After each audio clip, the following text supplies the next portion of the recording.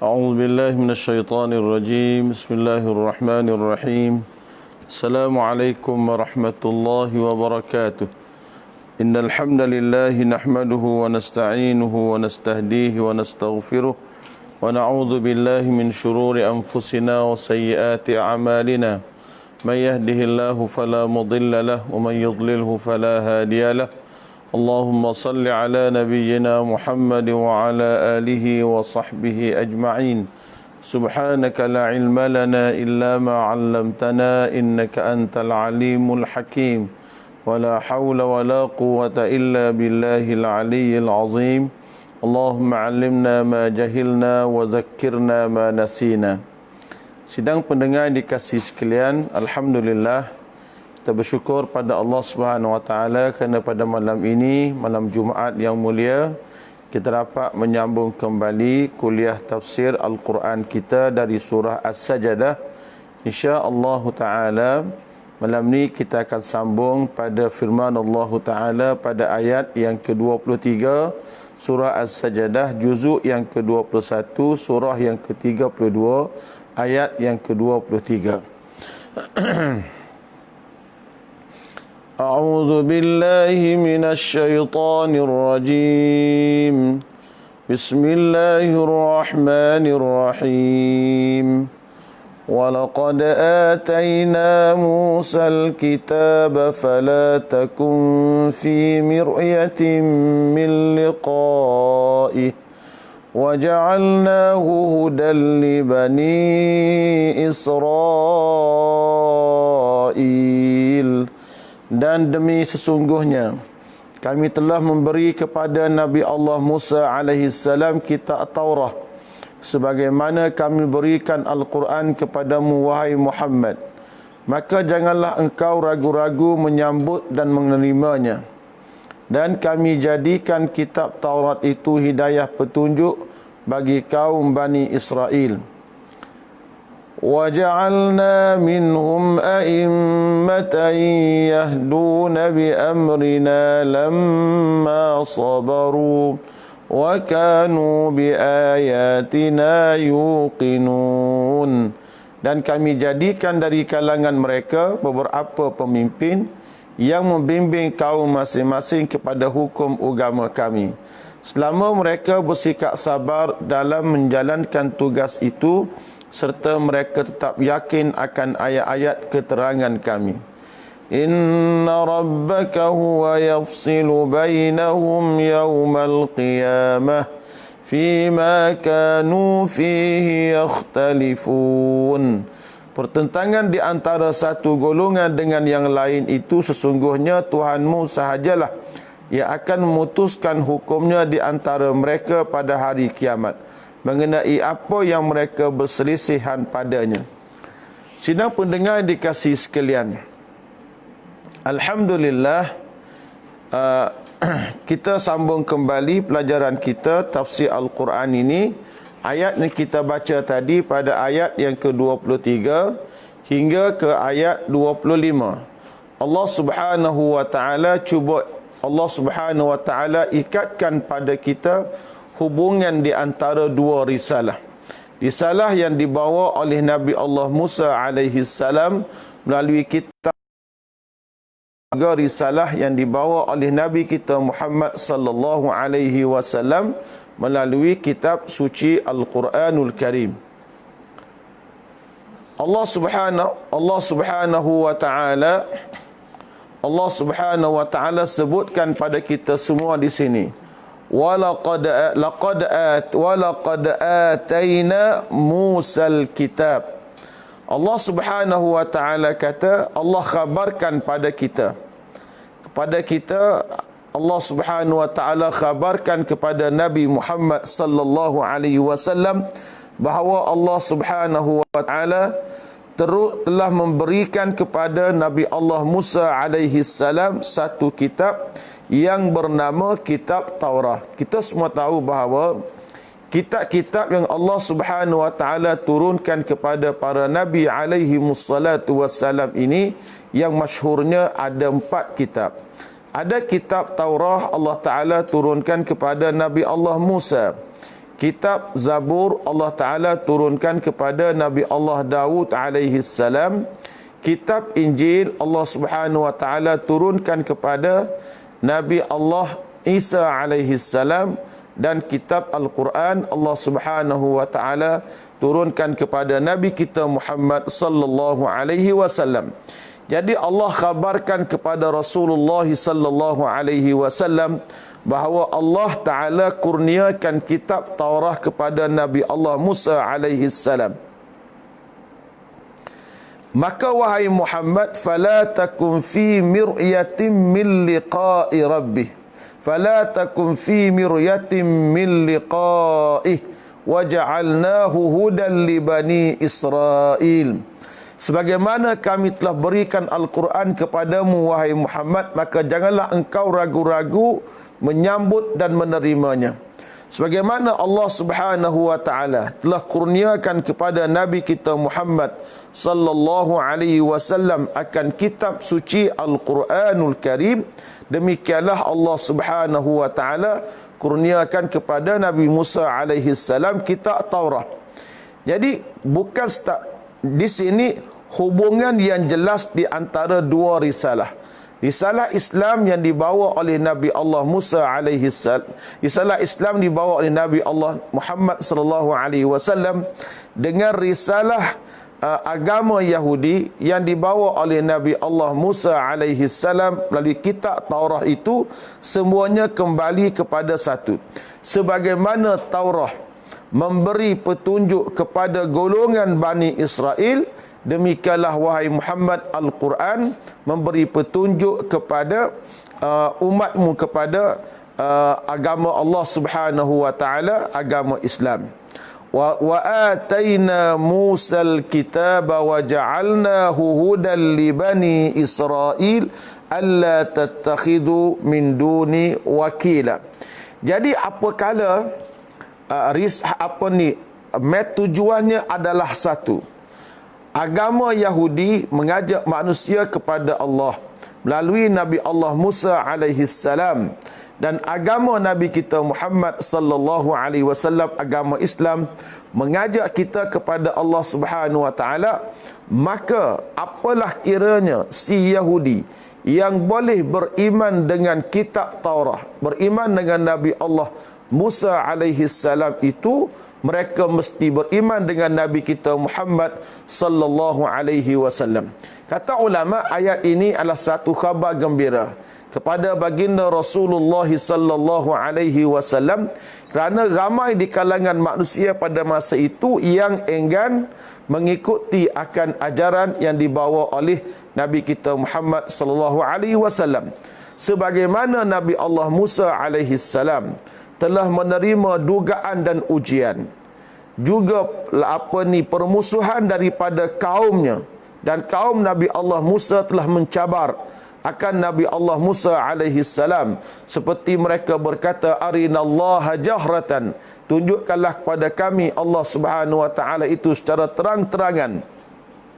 Ataupun mereka berkata, fadhhab anta wa rabbuka faqatila inna hahuna qa'idun, pergilah kamu wahai Musa dan juga Tuhan kamu pergi berperang, dan kami akan duduk di sini. Seperti kaum Nabi Allah Musa alaihi salam telah mengambil anak lembu sebagai Tuhan dan sebagainya, maka di sini sebagaimana Nabi Allah Musa alaihi salam bertemu dengan cubaan demi cubaan, ujian demi ujian, penentangan demi penentangan dalam usaha dakwah mereka, maka Nabi kita Muhammad menerima penentangan yang sama. Setiap usaha dakwah yang dibawa oleh manusia, kita mengajak orang kepada kebaikan, sudah pastilah kita akan bertemu dengan ujian-ujian dan juga cubaan. Jalan dakwah ni sahabat-sahabat semua bukanlah dilalui dengan cara yang begitu mudah. Dakwah akan bertemu dengan ranjau-ranjaunya, seperti mana Nabi Allah Musa alaihi salam bertemu dengan ranjau-ranjaunya, demikian juga Nabi kita Muhammad sallallahu alaihi wasallam bertemu dengan ranjau-ranjau duri sepanjang jalan dakwahnya. Ini satu khabar gembira kepada Nabi sallallahu alaihi wasallam bahawa bukan hanya engkau sahaja wahai Muhammad yang menerima ujian, tapi nabi-nabi yang terdahulu juga menerima ujian-ujian daripada Allah Subhanahu wa taala melalui pengkhianatan kaumnya. Baik. Wa ja'alna minhum a'immatan yahduna bi amrina lamma sabaru wa kanu bi ayatina yuqinun. Dan kami jadikan dari kalangan mereka beberapa pemimpin yang membimbing kaum masing-masing kepada hukum agama kami, selama mereka bersikap sabar dalam menjalankan tugas itu, serta mereka tetap yakin akan ayat-ayat keterangan daripada kami. Allah Subhanahu wa taala jadikan di kalangan golongan Bani Israel ini beberapa pemimpin yang mengajak manusia kepada kebaikan dan kepada iman pada Allah Subhanahu wa taala. Allah Subhanahu wa taala lantik beberapa pimpinan di kalangan golongan Bani Israel mengajak manusia kepada kebaikan dan juga iman kepada Allah dengan izin daripada Allah, dengan taufik daripada Allah, pertolongan daripada Allah. Kenapa? Sebab mereka ini sabar mentaati segala ajaran agama Allah Subhanahu wa taala. Sabar menghadapi segala ujian daripada bencana-bencana dunia, seperti mana mereka disiksa oleh golongan Fir'aun dan sebagainya. Sebagaimana golongan Tarah itu pengikut Nabi Allah Musa dilantik oleh Allah, maka Nabi kita Muhammad sallallahu alaihi wasallam juga yang membawa kitab Al-Quran sebagai petunjuk kepada umat manusia, dan Nabi kita mempunyai pengikut-pengikutnya yang ikhlas bekerja untuk agama Allah, pengikutnya yang sentiasa sabar dengan ujian daripada Allah Subhanahu wa taala atas penentangan puak-puak kafir ini, maka kedua-duanya adalah sama. Arti kita boleh simpulkan di sini, sahabat-sahabat sekalian, fenomena penentangan kepada usaha dakwah dan jalan kebaikan ini dapat kita lihat di mana-mana, di mana sahaja. Nabi mana diutuskan oleh Allah, sudah pasti ada orang yang menentangnya. Demikian juga Nabi kita Muhammad sallallahu alaihi wasallam, bila dia mengajak manusia kepada kebaikan, maka di sana ada orang yang menentangnya. Dan kita selaku pengikut umat Nabi Muhammad ini bolehlah kita fahami bahawasanya kalau kita mengajak manusia kepada kebaikan, maka kita akan bertemu dengan penentangan-penentangan dan juga cubaan-cubaan, ujian-ujian yang banyak. Jadi tuan-tuan, jalan dakwah mengajak manusia kepada kebaikan ini bertemu dengan 1001 cubaan dan juga dugaan. Baik. Qauluhu ta'ala, inna rabbaka huwa yafsilu bainahum yawmal qiyamah fima kanu fihi yakhtalifun. Pertentangan di antara satu golongan dengan yang lain itu sesungguhnya Tuhanmu sahajalah yang akan memutuskan hukum di antara mereka pada hari kiamat. Jadi pertentangan di antara orang yang bermusuh dengan akidah Islam itu, orang yang berlawanan antara agama Islam dengan agama yang lain, orang yang menentang Nabi dan mengikuti Nabi SAW ini, maka tuan-tuan dikasih sekalian, kesudahannya akan dihukum oleh Allah Subhanahu wa taala. Inna rabbaka huwa yafsilu, bahawa dialah Tuhanmu yang akan memutuskan isu di antara kamu dengan pengikut orang lain tadi, baik pada urusan akidahnya, baik pada urusan agamanya, baik pada urusan hisabnya, urusan pahalanya, urusan pembalasannya, urusan amalannya, semuanya akan diputuskan oleh Allah Subhanahu wa taala yaumal qiyamah, pada hari kiamat. Nak tahu betul tak betul antara dua, tengoklah bila pergi di hari akhirat, insya-Allah kita orang Islam akan mendapat nikmat, manakala orang yang kafir kepada Allah Subhanahu wa taala mereka akan mendapat azab. Ini satu galakan kepada kita semua, supaya kita menjadikan diri kita ini sebagai orang yang beriman kepada Allah dan mengerjakan amal-amal yang saleh.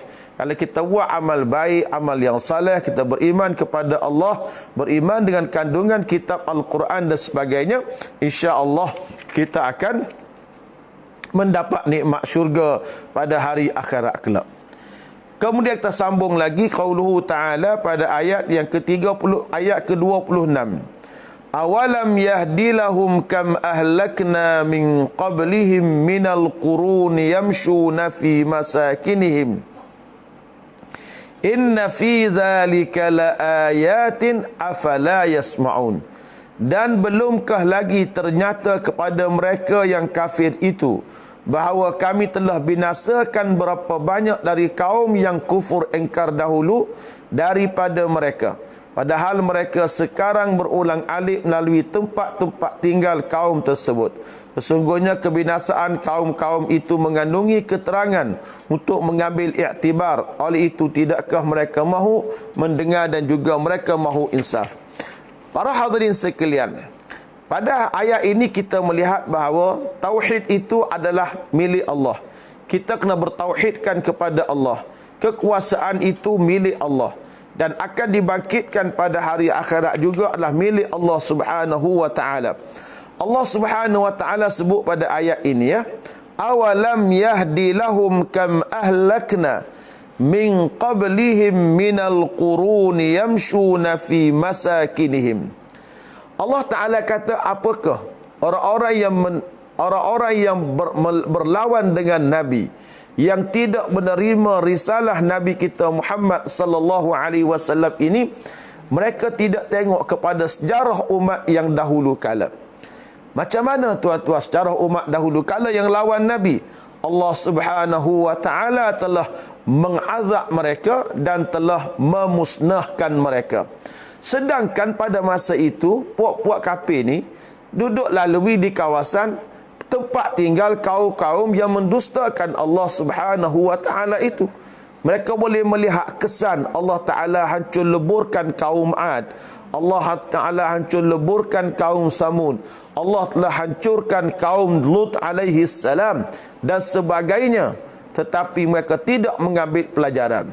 Contohnya dalam Al-Quran Allah Ta'ala sebut fatilka buyutuhum khawiyatun bima zalamu wa qawluhu ta'ala faka'ayyim min qaryatin ahlaknaha wa hiya zalimah. Banyak mana kaum yang kami hancurkan sebab mereka ini buat zalim kepada Allah Subhanahu wa taala, buat dosa kepada Allah. Jadi kita bila kita berjalan di bumi Tuhan ini, kita kena melihat kepada kesannya. Ya, kita pergi satu tempat dalam dunia ni, kita tengok, oh ini kaum yang diazab oleh Allah. Bila kaum ini yang gagah perkasa diazab oleh Allah, biarlah iman kita kepada Allah Azza wa Jalla ini semakin hari semakin meningkat. Katakanlah kita pergi ke negara Mesir. Kita melihat satu mamia Fir'aun.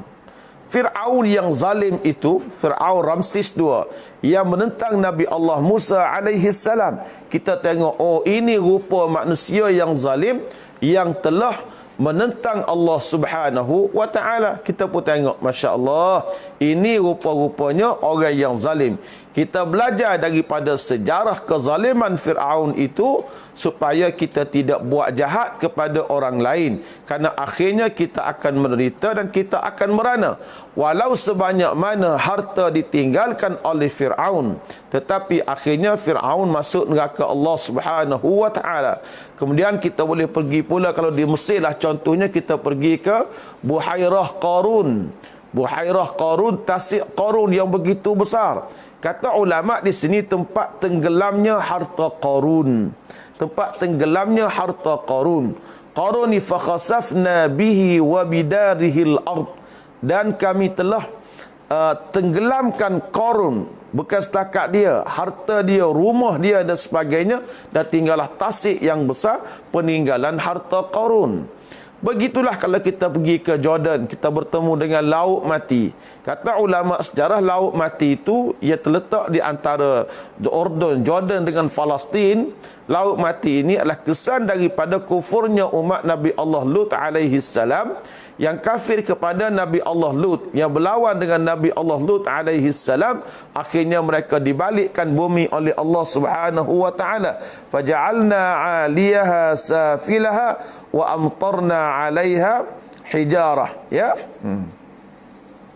Jadi kita tengok di sini Allah Taala balikkan faja'alna 'aliyaha safilaha, ya.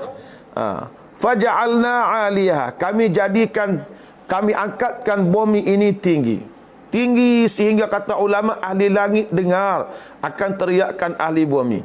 'Aliyaha safilaha, kami balikkan dia, ambil naik tinggi, kami balikkan dia. Faja'alna 'aliyaha safilaha wa amtarna 'alaiha, dan kami turunkan hujan batu ke atasnya. Akhirnya kata ulama tinggallah satu tasik yang begitu besar, dan namanya laut mati di negara Jordan. Demikianlah kalau kita pergi ke tempat-tempat yang lain yang kita boleh tengok sejarah. Jadi apabila manusia melihat sejarah ini, yamshuna fi masakinihim inna fi zalika laayatin afala yasma'un. Semuanya ini adalah satu keterangan daripada Allah Subhanahu wa taala supaya manusia mengambil iktibar. Ambil pelajaranlah. Bila kita tengok suatu benda ni, kita kena ambil pelajaran. Jangan tak ambil pelajaran. Kita tengok dalam hidup kita, negara-negara yang tidak peduli dengan coronavirus ini, maka virus itu merebak begitu banyak sehingga diamarkan ribuan orang yang mati. Tapi kita di Malaysia, alhamdulillah, kita mengambil tindakan yang cepat dan tegas oleh kerajaan. Kita boleh membendung ia. Usaha kita kena ada. Maka alhamdulillah kita tengok apa yang dibuat oleh kerajaan dapat mengekang, sehingga kes negara kita pun belum mencecah 5,000 orang, dan orang yang berada di ICU pun tidak begitu ramai. Jadi maknanya kita kena belajar daripada sejarah yang ada. Contohlah kita tengok orang yang kemudian terkena virusnya, boleh tiru cara bagaimana kerajaan Malaysia bertindak yang dipuji oleh dunia. Walaupun rakyatnya dikuarantin, tak boleh buat kerja, tapi kerajaan telah walaupun dia sudah dikuarantin, tapi kerajaan bagi bantuan, bagi duit untuk rakyat kita supaya mereka boleh makan, mereka boleh minum, dan banyak badan-badan kebajikan, badan-badan zakat mengambil pelajaran. Bapa ni memberi bantuan.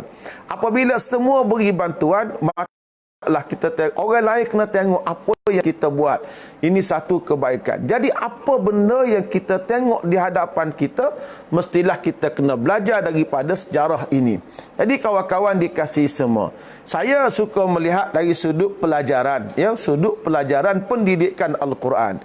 Jadi iktibar yang kita perolehi daripada apa yang berlaku ini, kita kena belajar. Saya sebut kepada beberapa orang sahabat saya kata, sewaktu Allah Subhanahu wa taala berikan rezeki yang banyak kepada kita di musim-musim tertentu, janganlah kita boros. Kita mesti kena menabung, kita mesti kena menyimpan. Mana tahu di hadapan kita bertemu dengan musibah. Sebagaimana Nabi Allah Yusuf alaihi salam telah berpesan kepada rakyat negeri Mesir bahawa apa yang kamu ketam itu hendaklah kamu simpan dengan tangkai-tangkainya. Illa qalilan mimma ta'kulun, kecuali sedikit sahaja yang kamu nak makan. Nabi Yusuf mengajar rakyat negara Mesir berjimat cermat. Jadi kita belajar daripada sejarah menghadapi kemarau yang panjang di Mesir selama 7 tahun. Di zaman Nabi Allah Yusuf alaihi salam, dia mengajar rakyat dia berjimat cermat. Jadi kita sendiri kena belajar daripada sejarah ini bahawa kita kena berjimat cermat di saat ini, kawan-kawan. Walaupun kita ada hutang dengan bank, tapi kerajaan kata tak payah bayar selama 6 bulan. Hutang kereta, hutang rumah, hutang apa dengan bank, 6 bulan kita tak kena bayar. Bila kerajaan buat macam ni, sepatutnya yang kita bayar biasa 6 bulan kepada bank itu RM2,000 lah contohnya, kita kena simpan. Biarlah kita keluar di musim merdeka daripada PKP nanti, kita ada duit. Kalau 6 bulan kita ada 12,000. Ini masalah kita merdeka. Bank hutang, bank kita tak kena bayar, tapi duit simpanan kita tidak ada. Sebab apa? Sebab kita tak belajar daripada sejarah. Ini sejarah corona mengajar kita supaya kita kena hidup dengan sederhana. Kita kena hidup dengan beringat-ingat, hidup dengan berhati-hati. Kerana Tuhan dah sebut dalam Al-Quran bahawasanya segala peristiwa yang berlaku dahulu hendaklah kita mengambil pelajaran, ya. Yamshuna fi masakinihim inna fi dzalika laayatin. Yang demikian itu adalah tanda-tanda kebesaran Allah Subhanahu wa taala. Afala tasmaun, apakah wahai manusia kamu tidak memikirnya, mendengarnya? Baik. Allah Subhanahu wa taala sebut lagi kekuasaan Allah Subhanahu wa taala untuk menghidupkan sesuatu. Qauluhu ta'ala, أَوَلَمْ يَرَوْا أَنَّا نَسُوقُ الْمَاءَ إِلَى الْأَرْضِ الْجُرُزِ فَنُخْرِجُ بِهِ زَرْعًا تَأْكُلُ مِنْهُ أَنْعَامُهُمْ وَأَنْفُسُهُمْ أَفَلَا يُبْصِرُونَ. Allah Subhanahu wa taala sebut pada kita sekalian, dan tidakkah mereka yang tidak mahu taat dan bersyukur itu melihat bahawasanya kami mengarahkan turunnya hujan ke bumi yang kering kontang, lalu kami tumbuhkan dengan air hujan itu tanam-tanaman yang daripadanya dimakan oleh binatang ternak mereka dan oleh mereka sendiri. Maka mengapa mereka tidak mahu memerhati semuanya itu supaya taat dan bersyukur kepada Allah Subhanahu wa taala. Sahabat-sahabat sekalian, Allah Subhanahu wa taala sebut pada kita kekuasaan dia boleh menghidupkan sesuatu perkara. Allah kata, awalam yarau, apakah kamu tidak perhatikan wahai golongan yang kufur pada Allah Azza wa Jalla, yang mendustakan Allah Subhanahu wa taala ini, bahawa aku Allah berkuasa untuk menghidupkan segala yang tiada, yang sudah mati aku berkuasa untuk menghidupkan ia, sebagaimana aku telah mengalirkan air daripada langit menurun kepada bumi yang kering. Hujan lebat turun ke bumi yang kering kontang, yang tidak ada tanam-tanaman padanya. Bila hujan turun kena tanah, bila kena tanah, tanah jadi basah. Fanukhriju bihi zar'an, dan kami keluarkan pula tumbuh-tumbuhan yang hijau, sebagaimana kami kuasa menumbuhkan segala tumbuh-tumbuhan yang hijau di atas bumi Allah Subhanahu wa taala yang kering kontang ini. Demikianlah kata Allah, aku berkuasa untuk menghidupkan kembali manusia yang sudah tiada, yang sudah hancur itu. Segala yang aku buat keluar tadi, makanan dan tumbuh-tumbuhan, ta'kulu minhu an'amuhum wa anfusuhum afala yubsirun. Ianya akan dimakan oleh manusia, dimakan oleh diri kamu sendiri, dimakan oleh ternakan kamu. Afala yubsirun, apakah kamu tidak perhati dan kamu tidak melihat wahai manusia dengan mata kepala kamu?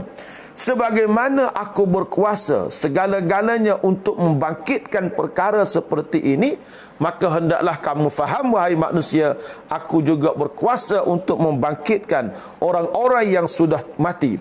Orang mati walaupun dia hancur lebur kawan-kawan semua, tapi Allah Ta'ala berkuasa untuk membangkitkan mereka. Biasanya orang Melayu malam Jumaat dia baca surah Yasin. Dalam surah Yasin Allah Subhanahu wa taala berfirman, wa daraba lana mathalan wa nasiya khalqahu qala man yuhyil 'idhama wa hiya ramim. Allah Subhanahu wa taala kata, dan kami buat bandingan. Ya, orang kafir ni tuan-tuan, dia ambil tulang orang mati dah. Kemudian dia penyek, dia penyek, dia hancurkan tulang orang mati itu depan Rasulullah sallallahu alaihi wasallam. Dia berkata ke Rasulullah, "May yuhyil 'idhama wa hiya ramim?" Siapakah akan menghidupkan tulang ini sedangkan dia sudah pun hancur lebur? Kata Allah, "Qul yuhyiha allazi ansha'aha awwala marrah." Allah Subhanahu wa taala kata, wahai Muhammad, bagi tahu kepada puak-puak kafir itu, yang boleh menghidupkannya ialah Allah Subhanahu wa taala yang telah mengadakan ia daripada tiada kepada ada. Sama juga di sini Allah Ta'ala kata, bumi yang kering kontang, aku turunkan air, kemudian tumbuhlah tumbuh-tumbuhan. Daripada tiada kepada ada. Sama saja, tumbuhlah buah tin, tumbuhlah biji gandum, tumbuhlah sebagainya yang dimakan oleh kamu, wahai manusia. Boleh menguatkan lagi tubuh badan kamu. Walhamdulillah. Afala yubsirun. Apakah wahai manusia kamu tidak melihat untuk kamu bersyukur kepada Allah Subhanahu wa Ta'ala? Sambung lagi. Wa yaquluna mata hadzal wa'du in kuntum shadiqin. Dan mereka bertanya, bilakah datangnya dari pembukaan bicara yang dikatakan itu, jika betul kamu orang-orang yang benar? Bilakah datangnya hari pembukaan bicara yang dikatakan itu? Baik kawan-kawan, Allah Subhanahu wa Ta'ala jawab tentang persoalan ditimbulkan oleh puak-puak kafir musyrikin tentang hari kebangkitan di padang mahsyar. Puak kafir kata, wa yaquluna mata hadzal wa'du. Bilakah akan marinya janji itu, yakni janji berlakunya hari kebangkitan, berlakunya azab. Sebab mereka ni buat nganyi, weh bila weh nak mari kiamat puakmu ayat tu, supaya Muhammad benar kepada kami dan kami semua denda oleh Tuhan kamu Allah Subhanahu wa Ta'ala. Bila nak mari? In kuntum sadiqin, kalau sekiranya kamu ni orang-orang yang benar pada janji kamu bahawa orang lawan kamu akan diazab oleh Allah. Maka Allah Subhanahu wa Ta'ala jawab kepada puak-puak kafir, qul yaumal fathi la yanfa'u alladhina kafaru imanuhum walahum yunzarun. Katakanlah wahai Muhammad, tidak perlu diketahui masa datangnya, tetapi mesti dipercayai bahawa pada hari pembukaan bicara itu tidak ada gunanya lagi kepada orang kafir kiranya mereka hendak beriman, dan mereka pula tidak akan diberi tempoh untuk berbuat demikian. Allah Subhanahu wa Ta'ala kata, wahai Muhammad, royak pada puak-puak kafir itu, ia lawan dengan risalahmu, ia tak percaya padamu tu wahai Muhammad, bahawa hari pemutus, hari hukuman itu tetap akan mari. Bila mari hari ini, bila mari hari mereka akan diputuskan hukuman oleh Allah, dia nak bertaubat pun Tuhan tak terima, dia nak beriman pun Tuhan tidak terima. Dan Tuhan tidak akan bagi peluang pada mereka untuk balik semula ke alam dunia. Balik nak taubat di sini, balik nak buat iman pada Allah di sini, balik nak buat amal soleh di sini, semuanya tidak akan terima. Pasal apa? Sebab iman pada Allah, bertaubat pada Allah, semuanya berlaku di alam dunia. Dunia ni kawan-kawan, daru amal, tempat kita buat amal. Adapun hari akhirat itu daru jaza, tempat balasan. Kalau kita pergi ke dunia, kalau hidup atas dunia, kita nak masuk syurga, kita kena beriman, kita kena buat amal yang saleh. Kalau kamu pergi akhirat baru nak minta dengan Allah, nak beriman, nak buat amal yang saleh, kamu tidak akan berjaya. Jadi sahabat-sahabatku sekalian, kalaulah kita nak berjaya dunia ni, kita kena beriman pada Allah dan kita kena ikut Rasulullah sallallahu alaihi wasallam, barulah kita akan berjaya dalam kehidupan kita. Jadi kalau orang kafir pergi akhirat baru nak beriman, nah walahum yunzarun, mereka tidak diberi tangguh oleh Allah Subhanahu wa Ta'ala. Ya Allah, aku nak balik semula ke dunia, aku nak buat amal yang baik, nak buat sesuatu gini-gini, Tuhan tidak terima. Sebab setiap yang mati bila pergi, tuan-tuan sekalian, tidak akan balik semula kepada alam akhirat, tak akan balik semula ke alam dunia. Kita kena ingat baik-baik ya. Jadi puak-puak ni, dia kata hari bila, Tuhan kata tak sepikir bila tu kerja aku. Cuma mu kena ingat, bila mu pergi akhirat, mu jumpa dengan aku, masa tu mu nak beriman dengan aku tak terima. Mu nak taubat, aku tak terima. Mu nak minta balik dunia semula, aku tak terima. Nak minta tangguh masa, aku tak terima. Tapi kamu kena azab oleh Allah Subhanahu wa Ta'ala.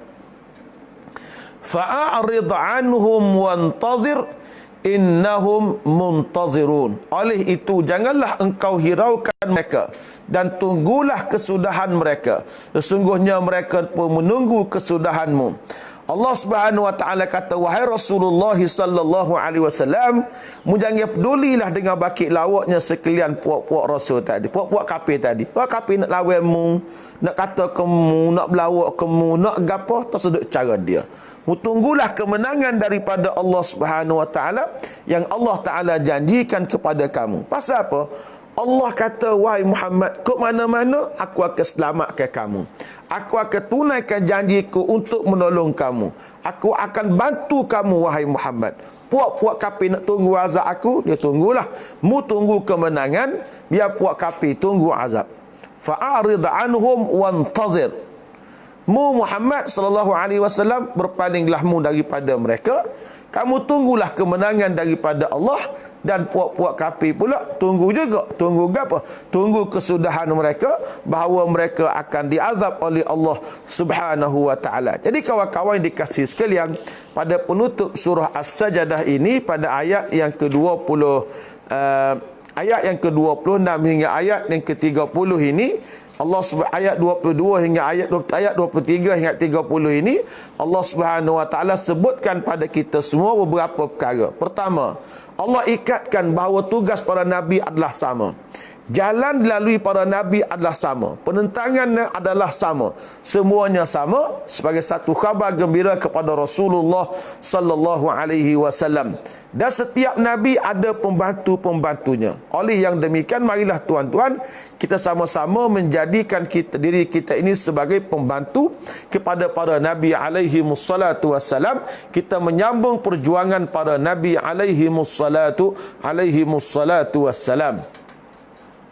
Perjuangan para nabi begitu panjang, ya. Islam ni tuan-tuan, bukannya kita boleh tengok hasil dalam masa sehari. Tak. Orang kafir ayat dah, "Lau kana aradan qariban wa safaran qasidan lattaba'uka walakin ba'udat 'alaihimus syuqqah." Kalaulah musafir perang kamu itu, wahai Muhammad, dekat. Tak, dekat, aku ikutmu. Tapi masalahnya, wahai Muhammad, kamu nak bawa ni satu benda yang cukup jauh. Jadi samalah juga sini sahabat semua. Ingat, kita duduk dunia nak jalan jauh. Jauhnya mana boleh tengok hasil dia? Bila kita pergi bertemu dengan Allah Subhanahu wa taala di hari akhirat kelak, ya.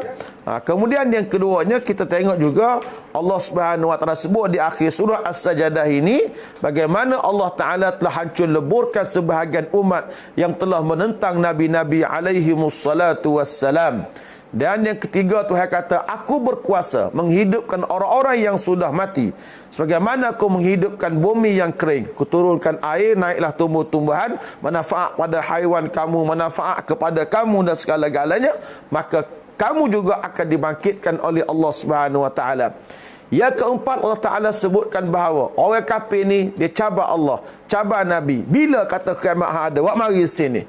Allah kata, jangan duk cara bila berlaku. Mu kena ingat molek, bila benda ni berlaku mari, iman kamu pada Allah pada hari kiamat pun nak beriman, Tuhan tak terima. Nak minta balik ke dunia pun Tuhan tidak terima. Segala gau pun nak minta tangguh, Tuhan tidak terima. Ingat molek.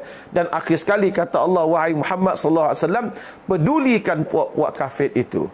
Cara apa ke dia? Buat kerja agama. Hamba tunggu kemenangan daripada Allah, dan puak kafir tunggulah akan azab daripada Allah Subhanahu wa taala. Tunggu sama tunggu, cuma Nabi tunggu kemenangan, dan puak-puak kafir tunggu azab daripada Allah Subhanahu wa taala. Mudah-mudahan tafsir surah As-Sajdah sepanjang musim kawalan pergerakan oleh kerajaan ini selama 10 lebih kurang pada hari ini 2 minggu kita bersama.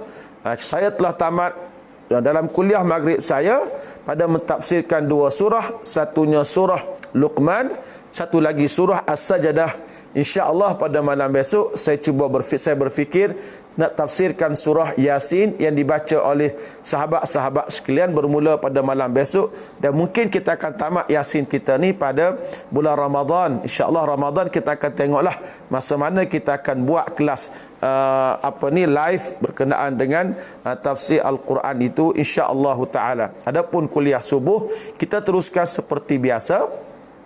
Lepas subuh setiap hari sehingga tamatlah kitab kita Al-Alamul Akhir. Terima kasih pada semua yang setia bersama saya, Ustaz Saibun bin Ismail, dari studio saya, studio tak seberapa saya ini di Kubang Krian, Kelantan. Mudah-mudahan ianya menjadi satu amal jariah daripada saya mengembarkan ilmu kepada tuan-tuan dan puan-puan, dan sama-sama kita share supaya kita mendapat pahala di atas usaha kita menebarkan ilmu-ilmu Allah Subhanahu wa taala di bumi ini. Terima kasih daripada saya untuk tuan-tuan dan puan-puan yang dikasihi sekalian. Semoga kita dapat penuhkan masa kita dengan beribadah kepada Allah Subhanahu wa taala. Wa sallallahu ala nabiyyina Muhammad. Bismillahirrahmanirrahim. Alhamdulillahirabbil alamin. Wassalatu wassalamu ala Rasulillah wa ala alihi wa sahbihi ajma'in. Allahumma ya hayyu ya qayyum ya badi'as sama يا ذا الجلال والإكرام اللهم اغفر لنا ذنوبنا ولوالدينا وارحمهما كما ربيانا صغيرا ولجميع المسلمين والمسلمات والمؤمنين والمؤمنات الأحياء منهم والأموات اللهم إنا نسألك رضاك والجنة ونعوذ بك من سخطك والنار اللهم أرنا الحق حقا وارزقنا اتباعه وارنا الباطل باطلا وارزقنا اجتنابه ربنا آتنا في الدنيا حسنة وفي الآخرة حسنة وقنا عذاب النار وصلى الله على نبينا محمد وعلى آله وصحبه أجمعين والحمد لله رب العالمين والسلام عليكم ورحمة الله وبركاته.